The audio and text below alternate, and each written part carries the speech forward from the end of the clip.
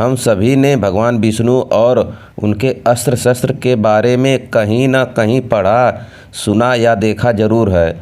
उन्हीं में से एक अस्त्र जिसको हम सभी काफ़ी अच्छी तरह से पहचानते हैं वो है भगवान विष्णु का सुदर्शन चक्र।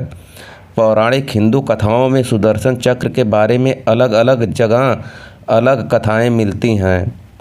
सुदर्शन चक्र एक ऐसा हथियार होता है जो छोटा और अचूक माना जाता है। भगवान विष्णु के पास कहाँ से आया सुदर्शन चक्र? हिंदू धर्म में सभी देवी देवताओं के अपने अलग अलग अस्त्र हैं। सुदर्शन चक्र का नाम भगवान विष्णु के 8वें अवतार श्री कृष्ण के साथ अभिन्न रूप से जुड़ा हुआ है। क्या आपको पता है कि यह सुदर्शन चक्र भगवान विष्णु के पास कहाँ से आया? हिंदू पौराणिक कथाओं के अनुसार भगवान कृष्ण ने सुदर्शन चक्र का इस्तेमाल महाभारत में किया था।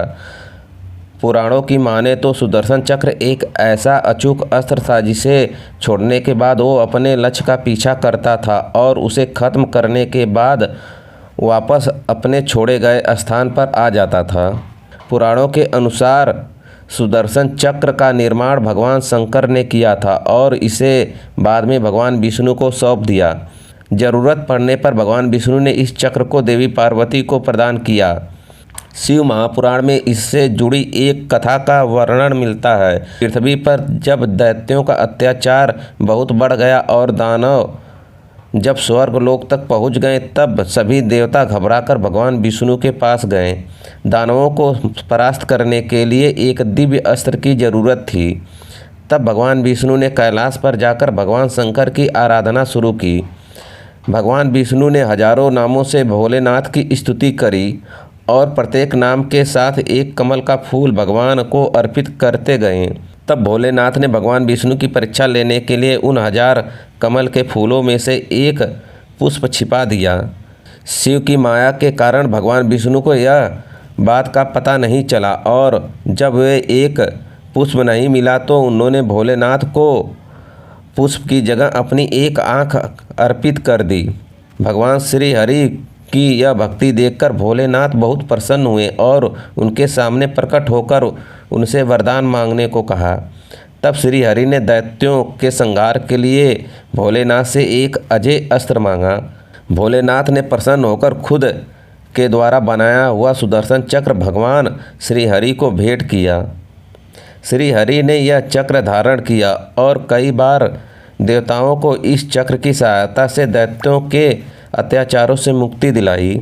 सुदर्शन चक्र भगवान विष्णु के स्वरूप के साथ सदैव के लिए जुड़ गया।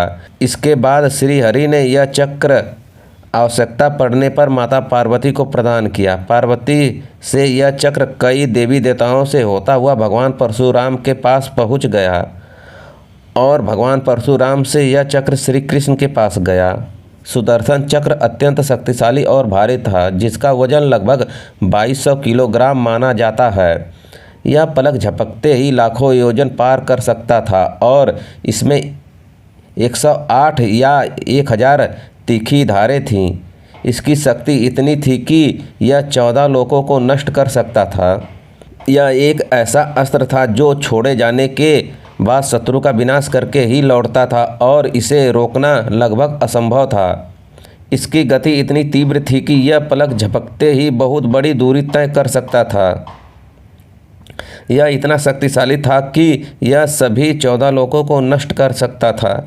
यह केवल शारीरिक विनाश ही नहीं बल्कि किसी के शक्ति या अभिमान पर भी वार कर सकता था। इसका वजन लगभग 2200 किलोग्राम था जो इतना भारी था कि अश्वत्थामा जैसा योद्धा भी उसे हिला नहीं सकता था।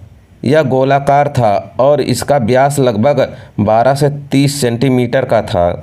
पौराणिक कथाओं के अनुसार इसका निर्माण भगवान शिव ने किया था और उन्होंने इसे भगवान विष्णु को दिया था।